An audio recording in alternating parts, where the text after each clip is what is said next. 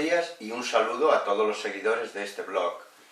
Bueno, hoy vamos a entrevistar a Víctor Martínez, que es ingeniero y además está viviendo la experiencia de una psicoterapia psicoanalítica. En esa doble condición de su profesión y de su experiencia terapéutica, él nos quiere hablar hoy un poco de todo esto. Bueno, ahora voy a darle la palabra a Víctor para que él se presente también de una forma un poco más amplia. Bueno, Víctor, tienes la palabra. Bueno, ante todo, buenos días y gracias por invitarme a tener esta entrevista, y quería saludar también a toda la gente que nos esté viendo. Bueno, yo soy, como ha comentado Juan Víctor Martínez, soy ingeniero de caminos, canales y puertos, y bueno, la verdad es que soy un apasionado del mundo de la ingeniería civil y también he estudiado ingeniería geológica y también soy ingeniero técnico de obras públicas, así que bueno, la verdad es que, como te digo, siempre me ha gustado saber más de mi campo y de mi profesión y bueno, la verdad es que tengo una formación bastante importante. Y bueno, la verdad es que llevo bastantes años en este mundo, desde el año 2001, y bueno, desde hace algunos, pues estoy, como bien has comentado, siguiendo una terapia psicoanalítica que creo que está resultando muy enriquecedora, muy interesante y muy positiva. Y bueno, la verdad es que yo personalmente estoy muy contento de haber tomado la decisión de hacerla, porque creo que me está ayudando a mejorar.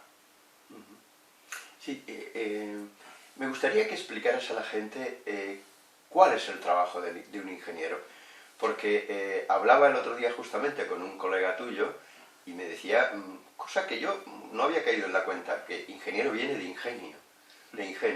Entonces me gustaría que explicaras a todos las personas que ven estos vídeos, que explicaras cuál es el trabajo de un ingeniero, porque tenemos una idea de un ingeniero, pero a lo mejor tú lo vas a precisar de una forma mucho mejor, ¿no? Muy bien. Bueno, en mi caso concreto, que me dedico al mundo de la ingeniería civil, lo que somos es unos trabajadores para la sociedad. Lo que tratamos de hacer es determinar cuáles son algunas necesidades de la sociedad, pues en relación, por ejemplo, en materia de transporte por carretera, transporte ferroviario, transporte marítimo, abastecimiento de agua, saneamiento. Todos estos campos son los que los ingenieros tratamos de darles solución, ¿no?, a esas necesidades de la sociedad. En mi caso, en particular, yo me dedico a la ingeniería de carreteras.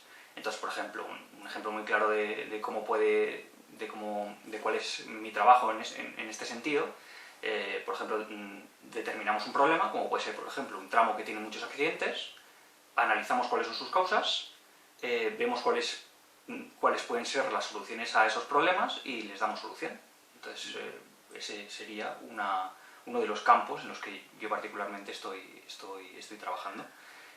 Bueno, al final se trata de identificar un problema y por medio del ingenio, como tú comentabas, pues tratar de solucionarlo. Así que esa es un poco la... A mí me gustaría que aclararas un punto en relación a esto. Es decir, porque a veces yo creo que puede haber en mí el primero una cierta confusión. Es decir, ¿cuál sería la diferencia entre el científico puro, el científico que estudia un fenómeno sin importarle en ese momento para qué va a servir su investigación? El científico puro, por ejemplo, un físico, el científico aplicado y el ingeniero. No sé si me estoy expresando bien, pero creo que me has entendido, ¿no? ¿Cuál sería la diferencia?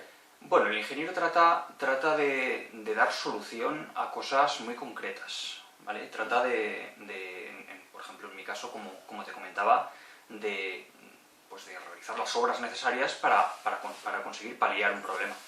En mi opinión, el científico sigue un camino de investigación y de búsqueda que a lo mejor pues, su investigación llega hasta un determinado punto, que puede no tener una aplicabilidad directa, sino que lo que está haciendo es de alguna manera construyendo un camino, ¿no?, para tratar de obtener una serie de resultados que luego puedan llegar a ser aplicables, ¿no?, para beneficiar a las personas.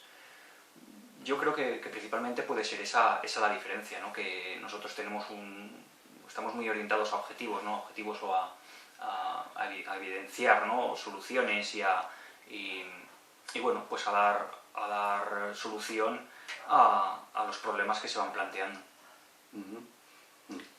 Bien. Otro aspecto importante por el cual estás hoy aquí es el estar haciendo una psicoterapia psicoanalítica.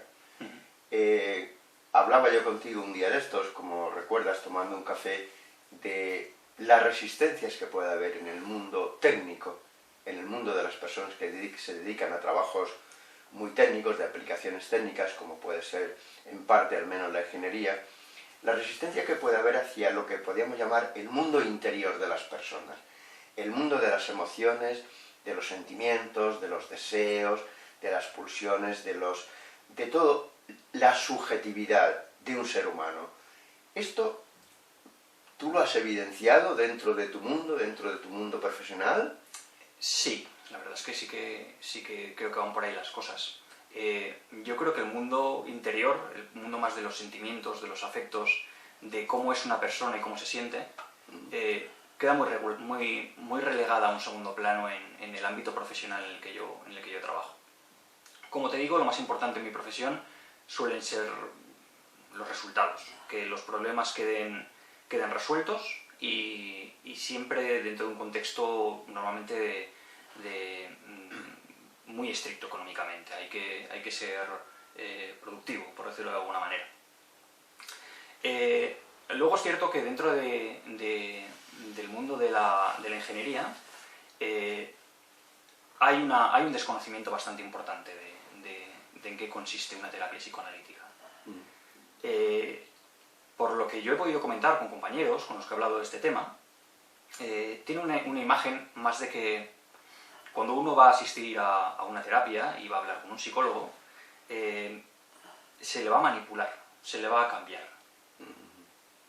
Va a ser el psicólogo el que te diga qué es lo que tienes que hacer y cómo te tienes que comportar. La realidad es que, por mi experiencia, esto no tiene nada que ver con esa idea. Quiero decir, lo que yo he vivido es que cuando uno habla con un terapeuta, lo que hace es ser él el que habla. No habla el terapeuta nada más que para devolverte algunas cosas que le han podido resultar interesantes o que le han podido resultar relevantes para el proceso. Bueno, yo creo que todo esto, como te comentaba, en mi mundo no se sabe. Y por otra parte también, acudir a una terapia psicoanalítica supone poner bueno, de alguna manera decir que hay algo que te está afectando, ¿no? O que podrías mejorar, ¿no? Eso da cierto miedo, ¿no? dentro del mundo de la ingeniería, porque es un mundo en el que bueno, se trabaja mucho con las capacidades intelectuales de uno, ¿no? Entonces, pues parece que cuando uno va al psicólogo, pues un poco menos que se ha vuelto loco, ¿no? Y que no puede desarrollar su trabajo correctamente y puede generar desconfianza, una vez más, para las personas que no saben, yo creo que en absoluto, en qué consiste un problema, un proceso psicoanalítico. Me parece, Víctor, muy importante esto que acabas de decir, porque yo creo que es importante que la gente entienda que una psicoterapia no es solo para curar o para, digamos, dar un conocimiento sobre un problema psicológico que podamos llamar grave, sino que una terapia es también para los problemas de la vida, para dar solución a los problemas que en nuestra vida vamos encontrando en ese discurrir de la vida. Y es de personas completamente normales que, como tú, hacen un trabajo, puede ser este trabajo u otro cualquiera, pero son personas absolutamente normales. Yo creo que esto la gente tiene que saberlo. Tiene que saber que nuestro trabajo es también para solucionar patologías graves, y de hecho están ahí, las solucionamos, pero también para abordar los conflictos. Por ejemplo, una persona en un momento de su vida puede tener que tomar una decisión muy importante, y a lo mejor quiere solicitar ayuda para que alguien le ayude a esclarecer todo aquello que está alrededor de esa decisión. Por ejemplo, en relación a lo afectivo, a su pareja, en relación a lo profesional, en relación a una decisión importante. En este sentido, yo veo que tú lo tienes muy claro, ¿no? Sí, la verdad es que, bueno, en mi caso, pues pensé que quizás lo más importante de esta vida es ser feliz la mayor parte del tiempo, ¿no? Tampoco, es decir, tampoco uno puede aspirar a ser feliz desde las 8 de la mañana hasta que se acuesta, pero sí que tiene que intentarlo. Tiene que intentar ser feliz todos los días de su vida. Y yo, la verdad es que me cruzo con la gente, con compañeros, muchos compañeros de profesión, y veo que no lo son y que van tirando. Y que van esperando a que las cosas cambien por sí solas, y sobre todo ahora, en esta época donde aquí pues en España tenemos los problemas que tenemos de trabajo y un poco de perspectivas de ilusión, ¿no? Un poco que toda la crisis está afectando a todo esto. Yo creo que hay mucha gente que aguanta el tirón y que va viviendo su vida con muchas partes muy grises. Bueno, yo en su día me di cuenta de esto y pensé, también influenciado por mi chica, por Marian, que también pues, conoce muy bien este mundo. Ella trabaja en un mundo muy distinto, ella trabaja en el mundo sociosanitario, ella es trabajadora social, está rodeada de psicólogos en su día a día, sabe lo que es un psicólogo, sabe cómo trabaja, sabe cómo funciona, todo lo contrario que los técnicos y los ingenieros, ¿no? Y bueno, para ella no es ningún tabú, ni es ningún problema acudir a un psicólogo. Así me lo transmitió, así me convenció de alguna manera, y vi que podía ser una buena manera para tratar de tener menos momentos grises y tener momentos más brillantes, ¿no? Y más bonitos. Sí. Otra cosa que tú has subrayado es, digamos, cuál es el papel, el rol de un paciente en una terapia. Y has, de alguna forma, en 4 frases que has dicho, has desbaratado la idea de que un paciente va allí para que, por así decirlo, le den digamos, el medicamento, entre comillas, psicológico para que él pueda funcionar. De alguna forma has dicho que eso no es así, sino que el terapeuta pide al paciente que él ponga mucho en su terapia, tenga una gran intervención, una gran actitud activa en la terapia. ¿Estarías de acuerdo con esto? Sí, sí. Yo debo confesar que cuando comencé mi proceso terapéutico, buscaba esa solución inmediata y mágica, ¿no? Buscaba esa solución de que te den ese medicamento, ¿no? o esa pastilla, ¿no? que te solucione tus problemas, ¿no? Y que uno se encuentre bien casi porque el otro lo ha hecho, ¿no? La realidad es que muchas veces en mi profesión, cuando una persona no se encuentra bien a nivel psicológico, tiende a ir más a un psiquiatra buscando una medicación que le salve, ¿no? que salga de todo ese mundo pues, complicado, ¿no? que puede tener en un momento dado. Yo lo que he observado es que eso no es así, hay que tener un poco más de paciencia. Y me parece mucho más interesante y mucho más enriquecedor, porque en la terapia uno habla y el profesional que está delante de ti va captando cosas, va viendo cosas de tu discurso que le van pareciendo que pueden apuntar de alguna manera hacia dónde puede estar pues esas faltas o esos problemas que uno puede estar teniendo para no tener una vida pues todo lo plena que uno quisiera, ¿no? Bueno, en este sentido, una vez se identifican esos problemillas que uno tiene, ¿no? O esas cosas, ¿no? que a lo mejor no le ha prestado suficiente atención durante su vida, uno mismo es el que va viendo cuáles son las causas de eso, y uno mismo es el que va de alguna manera construyendo su estructura, o apuntalando algunas cosas, o haciendo estructuras nuevas internas, y que le permiten desenvolverse en la vida de una manera mucho más rica y mucho más plena. Todo eso lo ha construido uno, y yo creo que eso tiene un valor enorme, porque es un logro de uno. Y... Pensaba yo, Víctor, esta mañana, antes de esta entrevista, que seguramente se te ocurrirá alguna metáfora entre la ingeniería y la terapia, entre lo que es las estructuras que construye un ingeniero y las estructuras que se crean en una terapia, ¿no? Efectivamente, sí, en realidad es muy parecido. Bueno, yo veo a personas en mi mundo, porque la realidad es que el seguir una terapia pues es muy enriquecedor y te permite pues tener el ojo mucho más afinado, ¿no? para ver a las personas. igual que cuando uno estudia estructuras, pues luego cuando va caminando por la calle, pues en el momento en que las está estudiando, pues está preguntándose cómo resiste lo que está viendo, cómo lo han logrado, cómo, ¿no? Un poco cómo se han configurando la estructura de vigas y pilares para que aquello aguante todo el peso que tiene encima. Cuando estás metido dentro de un proceso terapéutico, te das cuenta de que hay personas que tienes delante de ti que tienen unas estructuras que están fallando. Desde luego yo no soy un profesional, pero sí que ves cosas, porque estás metido dentro de ese mundo, ¿no? Y te das cuenta de personas que pueden estar pasándolo mal y a lo mejor no tienen ni idea de por qué.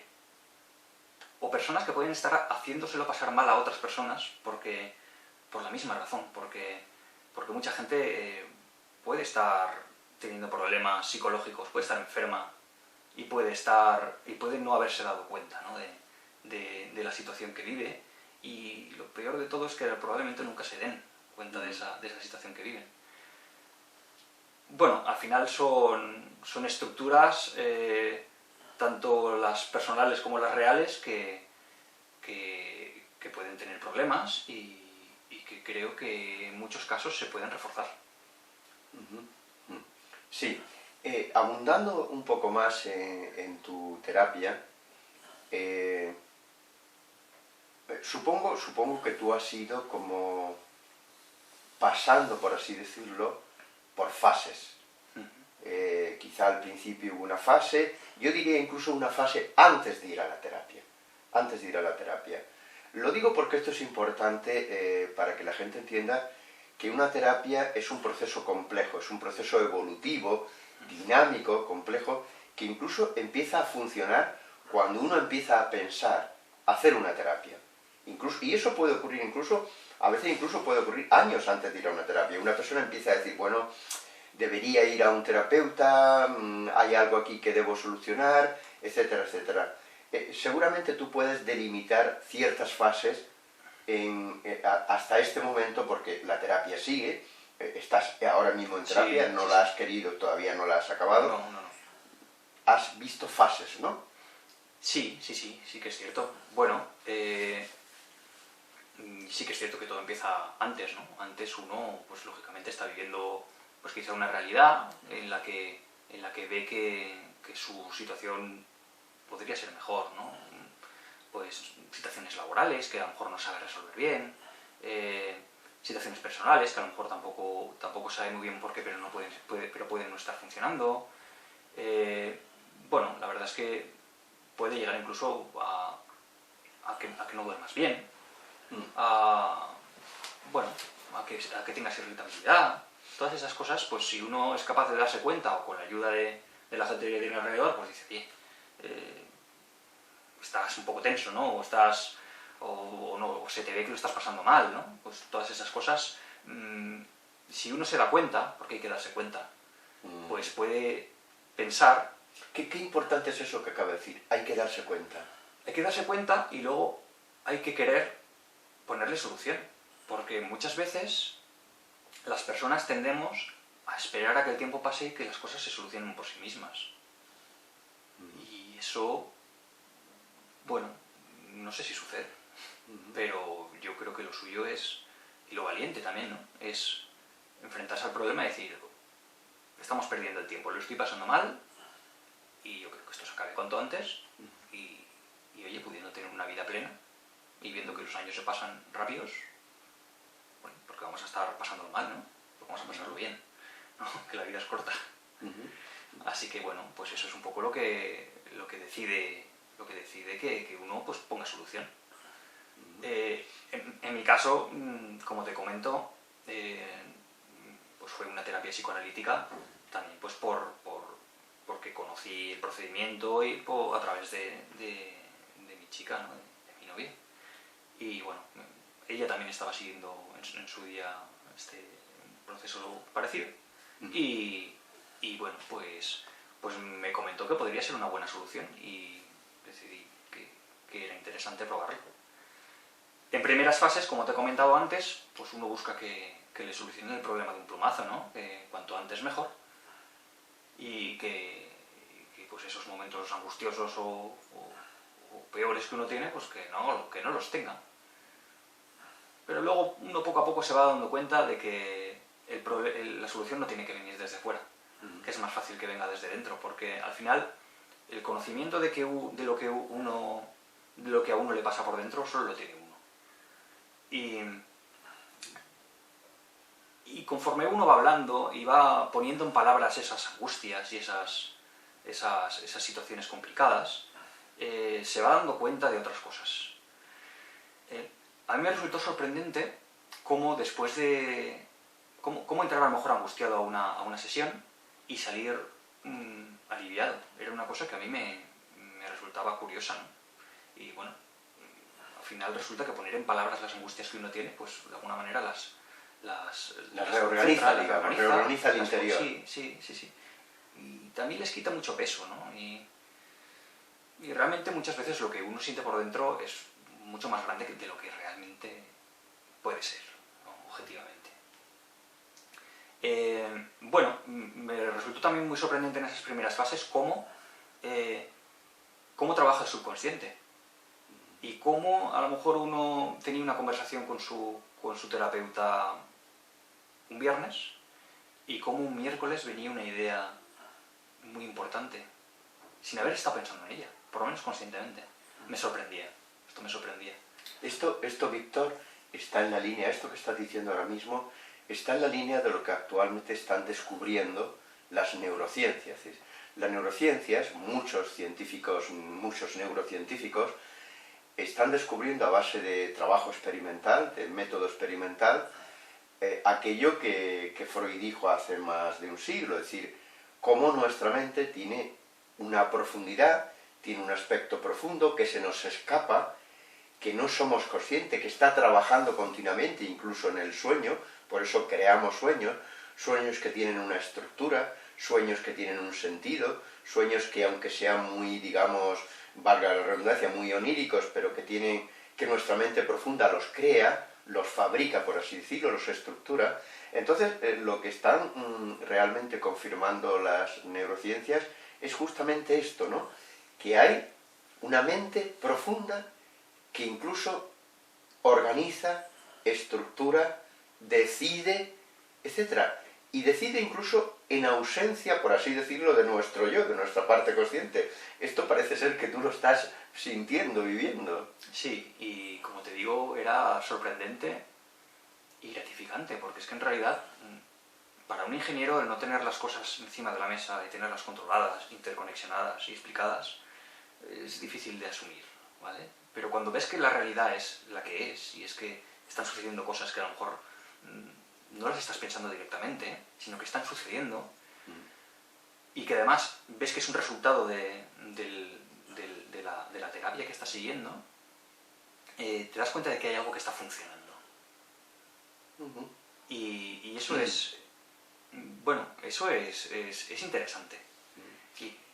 Yo incluso, Víctor, fíjate, diría una cosa, en mi experiencia como terapeuta, pero también en mi experiencia como paciente, porque hay que decir a los que ven estos vídeos, a nuestros, digamos, no sé cómo llamarle,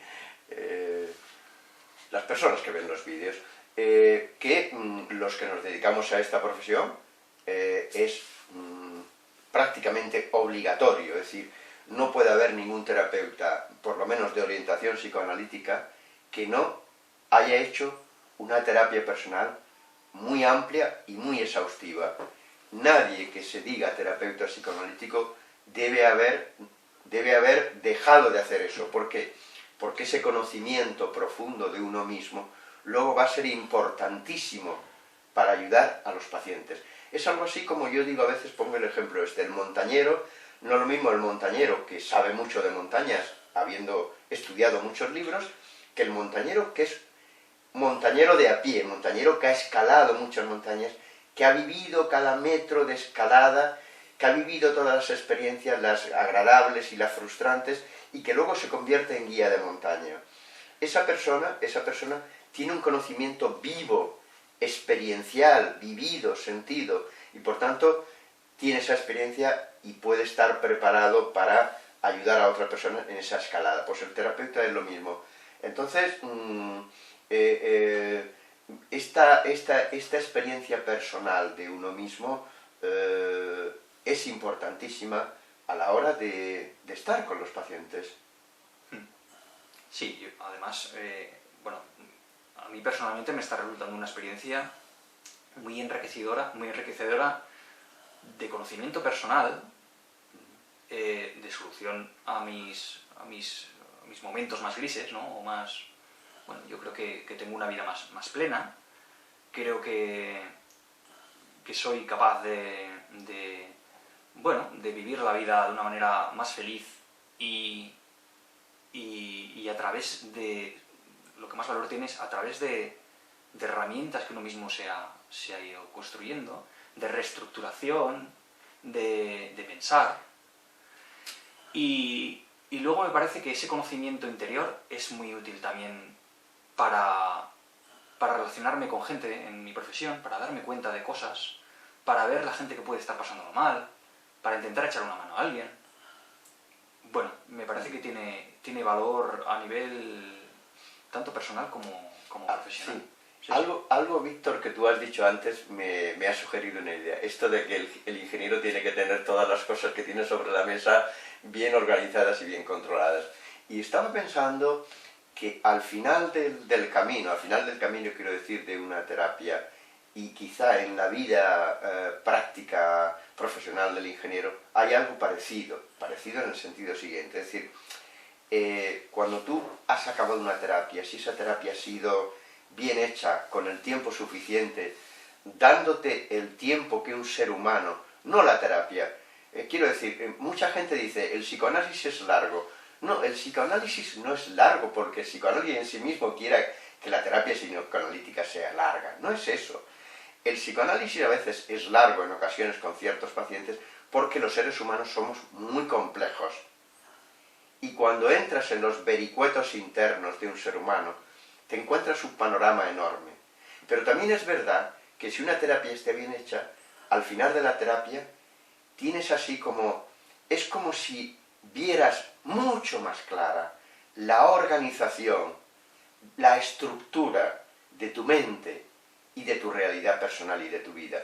Y por tanto, en ese sentido, podemos decir que el control que un ingeniero quiere tener y debe tener sobre su profesión, sobre lo que hace, se parece mucho a aquello que un paciente debe tener al final de una terapia. Es decir, debe haber adquirido, digamos, un conocimiento de la estructura y de la organización en un sentido vivo y dinámico de su personalidad y de su vida y de lo que quiere hacer, ¿no? Y de un proyecto de vida. Eso me ha ocurrido hablando tú sobre la marcha. Sí, yo estoy completamente de acuerdo. Yo creo que tener las cosas por dentro claras, organizadas y de alguna manera tener ese conocimiento interior y esa estructura bien formada, evidentemente yo creo que hace que todo lo demás sea más sencillo, incluido el trabajo. Claro, mucho más claro y yo creo que mucho mejor. Sí. O sea que podemos quizá animar a algunos ingenieros a que tengan así como, digamos, una cierta desorganización interior, a que quizá haciendo una terapia psicoanalítica podrán tener un conocimiento estructural mucho más claro de sí mismos y ayudarse para su vida, ¿no? Entro en otra cuestión, Víctor. Como tú sabes, porque lo hemos comentado en una conversación que habíamos tenido antes de esta entrevista, el psicoanálisis ha sido, digamos, atacado, yo diría difamado, durante mucho tiempo, porque mucha gente ha pensado que el psicoanálisis no era científico. Frente a otras terapias, por ejemplo las terapias de base conductista, que piensan que se puede hacer una psicología solo basadas en lo observable, dejando aparte toda esa historia subjetiva de un ser humano, dejándola aparte y, por así decirlo, tomando un paciente como un objeto sobre el cual se tiene un programa y se tiene un plan y se ejecuta pero de alguna forma dejando aparte toda esa historia subjetiva. Entonces, no sé si has pensado tú un poco si tu propia terapia a ti te da elementos que puedan ser elementos que verifican la propia eficacia de la terapia. Si la propia terapia te da elementos que verifican la propia eficacia y por tanto que esos 3 pasos del método científico, que siempre tiene el método científico, de alguna forma se verifican dentro de una terapia. Sí, evidentemente. Cuando uno sigue un proceso terapéutico, va mejorando a partir de, como hemos comentado antes, de analizar su problema, ver sus causas y poner soluciones desde dentro. Cuando uno se va dando cuenta de que frente a determinadas situaciones o en determinados momentos uno es capaz de experienciar una realidad mejor, pues estás teniendo un resultado medible a nivel interno, claro. No sé si se podría decir que sigue estrictamente el método científico el psicoanálisis, pero en realidad los resultados, al final, yo considero que son lo más importante de todo. Sí, yo me refiero, Víctor, vamos a ver, el método hipotético deductivo tiene 3 pasos fundamentales.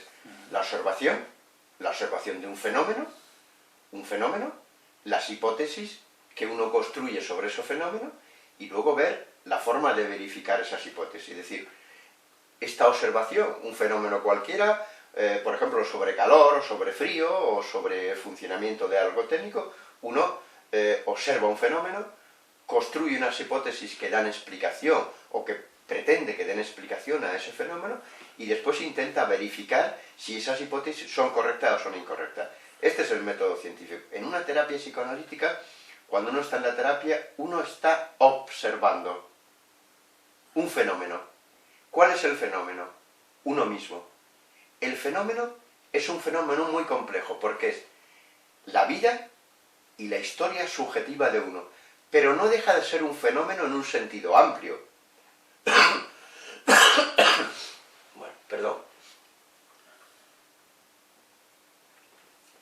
No deja de ser un fenómeno en un sentido amplio. Entonces, luego, en el propio proceso terapéutico, vas construyendo hipótesis. Hipótesis sobre lo que te ocurre. En ese proceso dinámico entre el terapeuta y el paciente, se van construyendo hipótesis. Por ejemplo, la mente del terapeuta, por ejemplo, cuando un paciente viene, por ejemplo, y dice, mire usted que tengo dolores de cabeza muy frecuentemente y que esto me impide muchas cosas de mi vida porque es un dolor de cabeza muy grande, son jaquecas, etcétera, etcétera. Por ejemplo, esto es un síntoma. Pero tú entonces, como terapeuta, empiezas a construir hipótesis sobre ese hecho, sobre ese fenómeno. Esas hipótesis que construyes, en el propio proceso terapéutico, tú las vas verificando o falsando. Porque tú puedes construir una hipótesis, decir, bueno, teniendo en cuenta los conocimientos que tenemos sobre psicosomática, en el caso de este síntoma puede tener relación con esto, porque claro, el psicoterapeuta tiene también una estructura teórica en la mente, una estructura que se ha creado a lo largo de más de un siglo, y uno aplica esa estructura teórica a un fenómeno, aunque evidentemente esa estructura general hay que particularizarla, personalizarla con esa persona. Y luego la vas verificando, y dices, bueno, si esto que yo le estoy diciendo a este paciente, en la terapia, en ese proceso del paciente, se va confirmando que va disminuyendo ese síntoma, estamos en el camino correcto. Pero si resulta que esto no nos lleva a eso, la hipótesis puede ser errónea. Por tanto, tienes que cambiar, tienes que ser un terapeuta que esté dispuesto a estar siempre en ese proceso. Yo le llamaría, como mínimo, un espíritu científico. Es decir, el terapeuta, aunque no aplique el método científico a fenómenos físicos, los aplica a algo que es complejísimo, que es la historia del ser humano en todas sus dimensiones, pero sí que podemos hablar, como mínimo, de espíritu científico. No sé a ti qué te parece todo esto, ¿cómo lo estás? Sí, te estaba escuchando y estaba identificándome plenamente con mi vivencia, ¿no? Quiero decir, certifico lo que comentas. Es cierto que no se acierta a la primera y que se van exponiendo hipótesis, y que muchas veces uno, cuando está sentado delante de su terapeuta y a lo mejor se emite alguna hipótesis determinada, en ese mismo momento puede que no le llegue. Y puede que no sea eso. Pero hay otros momentos en los que uno, algo hay por dentro que te dice que por ahí pueden ir los tiros, ¿no? Y luego, cuando sale de la sesión, pues puedes seguir dándole vueltas. Y muchas veces, como paciente, te vas dando cuenta de que hay algunas hipótesis que pueden ser más ciertas que otras, ¿no? Y en mi caso ha habido algunas de esas hipótesis que han solucionado cosas.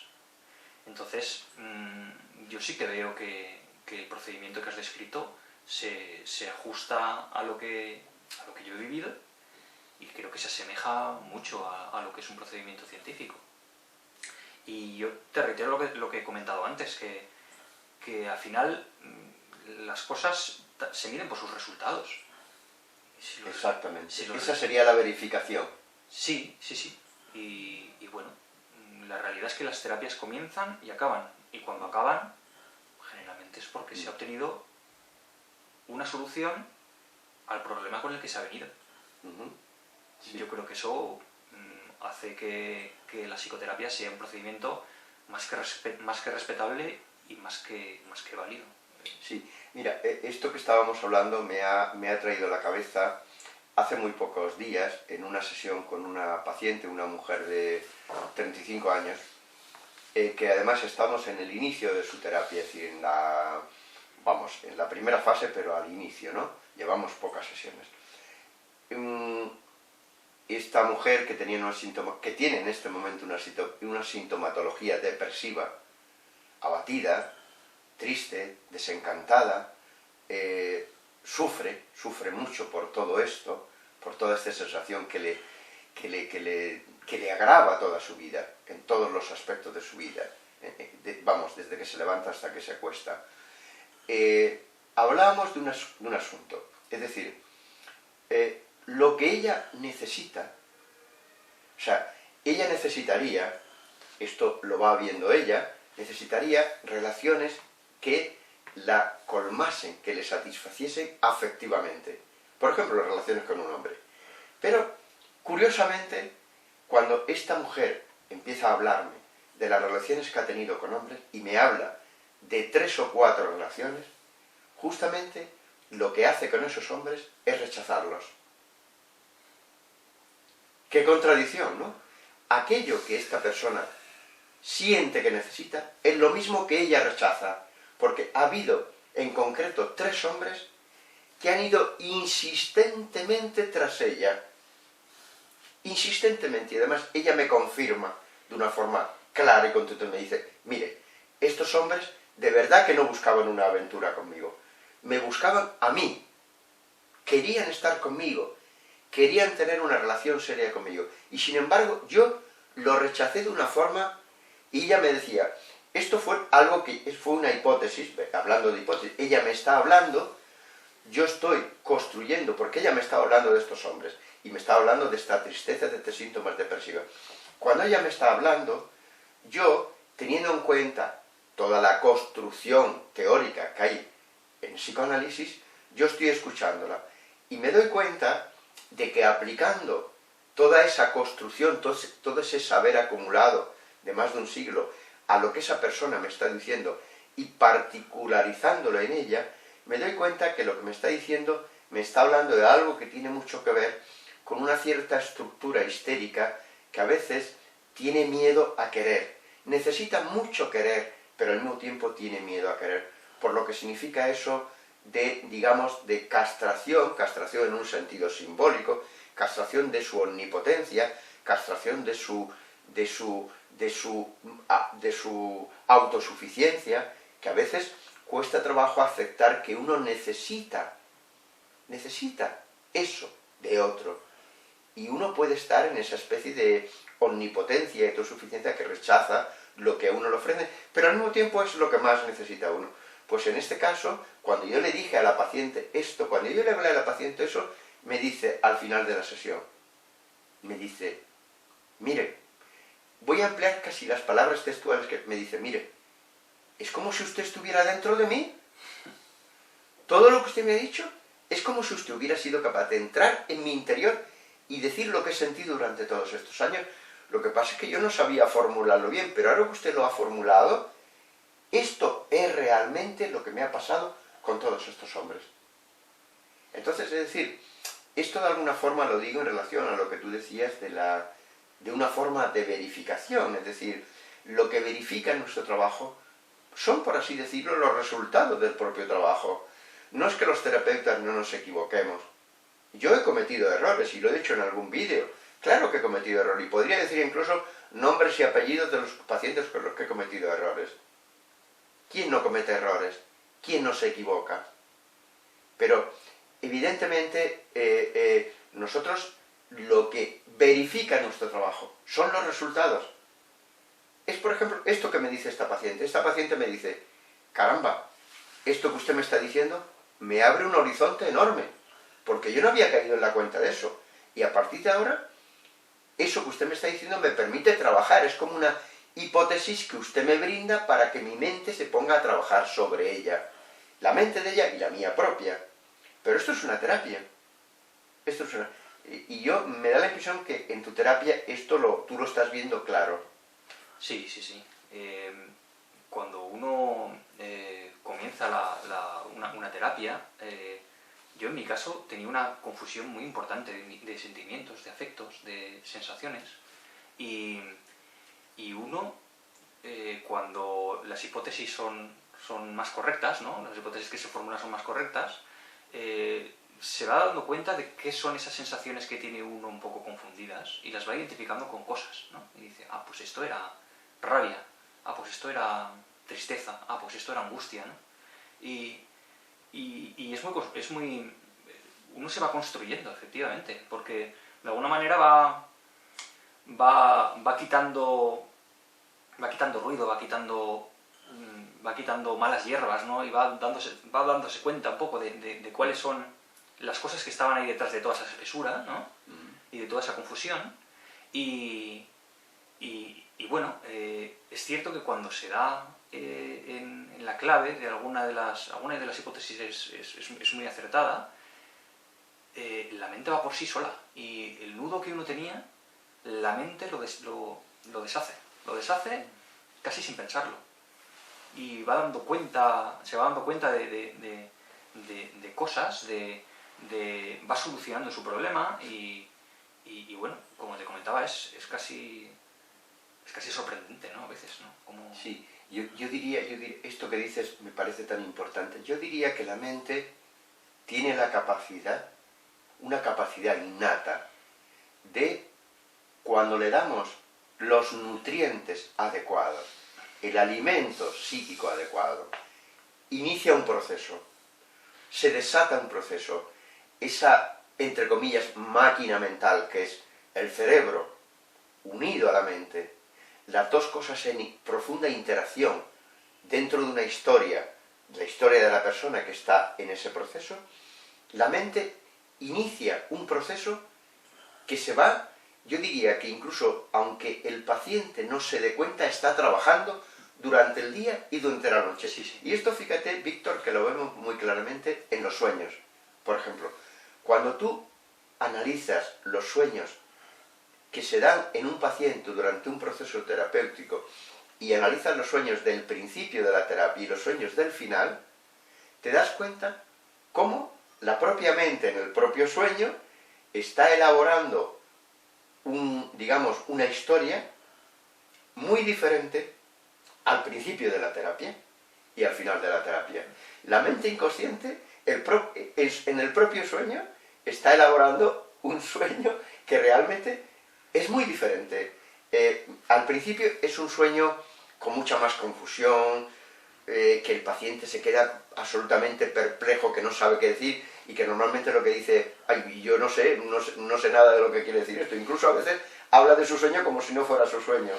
Sin embargo, al final de una terapia, o ya cuando la terapia va un poco más avanzada, el paciente empieza a darse cuenta de el sentido que tienen sus sueños. Va como teniendo la capacidad de adentrarse en sus propios sueños para ver su propia vida.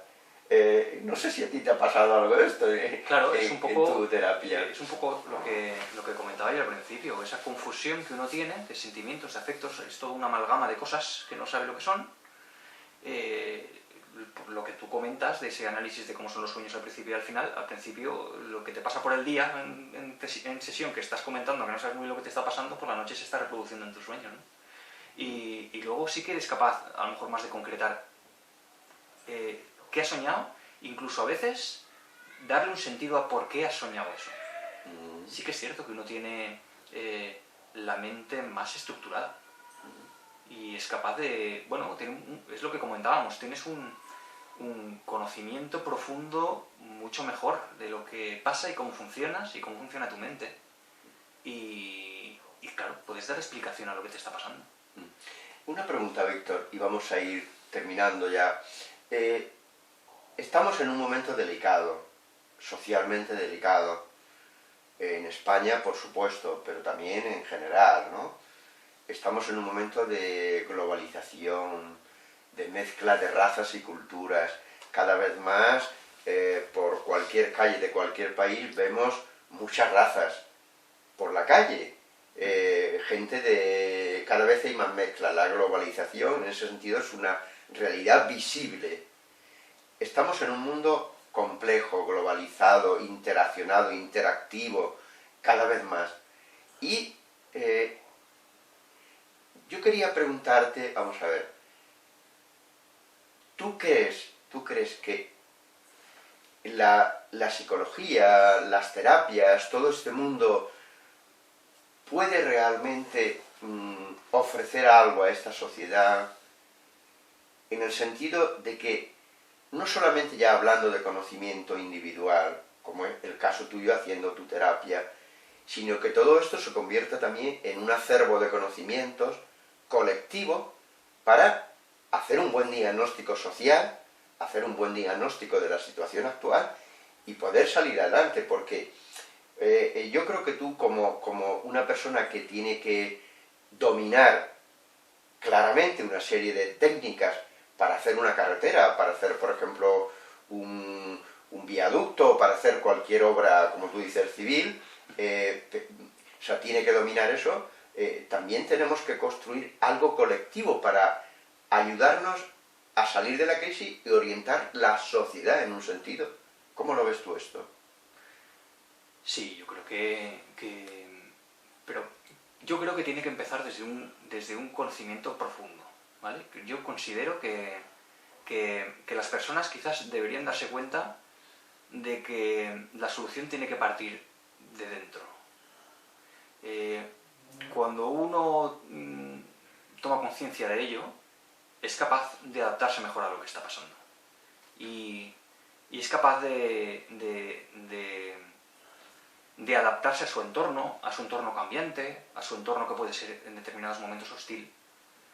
Yo creo que las personas lo primero que tienen que hacer, en mi opinión, es darse cuenta de lo que están viviendo, cómo lo están viviendo y sobre todo tener el valor de querer cambiarlo. Eso es muy importante, en mi opinión. Y bueno, yo veo que hay muchas personas que lo están pasando mal. Hay muchas personas que se lo están haciendo pasar mal a otras personas. Y creo que hay que tener el valor de querer cambiar las cosas y hacer lo que haya que hacer. Seguramente en esto que estás diciendo me doy cuenta que está implícito lo que yo llamaría que muchas veces creemos que solo las soluciones técnicas, por ejemplo, unas mejores estructuras económicas en sentido de un sistema más o menos como el nuestro, que es un sistema evidentemente capitalista, etcétera, van a ser suficientes para cambiar la realidad. Pero en lo que tú estás diciendo está implícito lo que yo llamaría el cambio ético. Es decir, si realmente solo aportamos cambio tecnológico y no aportamos cambio ético, es decir, que los seres humanos seamos mejores, con un conocimiento mejor de nosotros mismos, un conocimiento no manipulado. ¿Qué somos realmente los seres humanos? ¿Qué necesitamos para convertirnos realmente en verdaderos seres humanos? Es evidente que necesitamos estructuras donde la gente pueda desarrollar su capacidad de querer, su capacidad de participar, su capacidad intelectual, su capacidad, todas las capacidades. Ahora bien, como yo digo con frecuencia, si una persona entra en una empresa y es un simple elemento de la producción, esa persona no está desarrollando nada de lo que es capaz. Por tanto, vamos a tener posiblemente conocimiento técnico, va a haber evolución técnica, pero no va a haber evolución ética ni evolución social, en el sentido de progreso social de las personas que intervienen en los procesos técnicos. Tú que estás metido de lleno en esto, no sé si compartes esta idea mía, ¿no? Sí, yo, bueno, por mi experiencia yo he vivido que aquellos entornos en los que las personas son más productivas, son capaces de hacer un mejor trabajo, son capaces de ofrecer un valor añadido, es aquellos en los que se encuentran a gusto con lo que están haciendo, entornos en los que se encuentran seguros y lugares en los que uno tiene la confianza de que lo que está haciendo vale para algo, ¿no? Y vale para todos. De alguna manera, aquellos entornos de trabajo, ¿sabes?, donde las personas se sienten personas y pueden centrarse en lo que realmente es importante, que es en crear, en ingeniar, ¿no?, en mi caso, los resultados suelen ser muy buenos. Y en realidad no tiene demasiado sentido el progreso tecnológico o la capacidad de producción, o que todo vaya hacia adelante desde un punto de vista económico y técnico, si las personas no somos capaces de poder disfrutar de ello. Porque entonces, ¿para quién se está haciendo todo eso? Probablemente vaya por ahí la cosa. Yo creo que tenemos que ser capaces conscientes de que somos nosotros los que tenemos que disfrutar de las cosas que nos rodean, ¿no? Y que debemos de contribuir a ello y bueno, solucionar nuestros problemas y nuestras situaciones personales y laborales para poder disfrutar de lo que nos rodea, ¿no? Y que todo vaya compasado. Sí que creo que es importante. Qué bonito es esto que acabas de decir y qué bien lo has dicho, esta última intervención tuya, en el sentido de que ¿para qué queremos tantas cosas si no podemos realmente disfrutar de ellas a fondo? Mucha gente lo dice de una forma sencilla, lo dice como, sí, cada vez tengo más cosas, pero es que no tengo tiempo ni de disfrutar de ellas. Esto es una frase corriente de mucha gente que lo dice a diario y claro, si resulta que llego a mi casa a las no sé hora de la noche, rendido, abatido, y pues puedo tener muchas cosas pero no tengo tiempo de disfrutar. Puedo tener muchos libros pero no puedo leer ninguno, por ejemplo, porque es que no tengo tiempo. Puedo tener hijos pero a lo mejor tengo muy poco tiempo para disfrutar con ellos, jugando, porque cuando llego estoy rendido, estoy cansado y aunque los atienda bien, pero no es lo mismo llegar a las 7 de la tarde o a las 6 que llegar a las 9 de la noche del trabajo, etcétera, etcétera, etcétera. Bien, la última pregunta que quiero hacerte, Víctor, es, a ver, ¿cómo diría yo? Yo me gustaría que, delante de esta cámara y para todos aquellos que nos ven, dieras un mensaje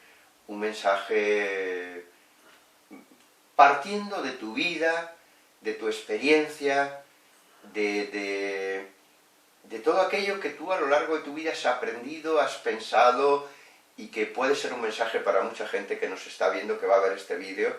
Y yo también pediría a la gente que vea este vídeo, que se den cuenta que a veces el mundo no se cambia solo con grandes cosas. Esta entrevista que estamos haciendo aquí cambia el mundo. Y lo cambia de verdad. No es una fantasía, es una realidad. No digo que vaya a haber un cambio espectacular, pero es un grano de arena importante dentro de un movimiento universal de mucha gente que está intentando trabajar en un determinado sentido. Esto que tú estás haciendo aquí, esta entrevista, está apoyando, está en la línea, está en la dinámica de un sentido de cambio. Y eso cambia el mundo, y lo cambia de verdad. Entonces yo te pediría ese último mensaje para todos los que nos ven y escuchan, que como te digo son de todos los países. Tenemos muchas personas que ven los vídeos en todos los países de América Latina, tenemos muchas personas que ven los vídeos en Estados Unidos, tenemos personas que ven los vídeos incluso en Japón, en Australia, nos ha llamado en Guinea Papúa, es decir, nos ha llamado a veces poderosamente la atención como en determinados rincones del mundo estos vídeos se ven. Por tanto, me gustaría que toda esa gente dijeras algo, un mensaje de esperanza. Bueno, yo creo que toda aquella gente que pueda ahora mismo no ser feliz por la razón que sea, muchos de ellos sean conscientes de por qué es, y yo les animo a que sean valientes y que piensen qué pueden hacer para mejorarlo, para vivir su vida plenamente, y que lo hagan porque normalmente las cosas difícilmente se solucionan por sí solas, y es muy bonito ser valiente, intentar cambiar las cosas y luego además tener la satisfacción de haberlas cambiado uno mismo. Creo que eso es muy importante.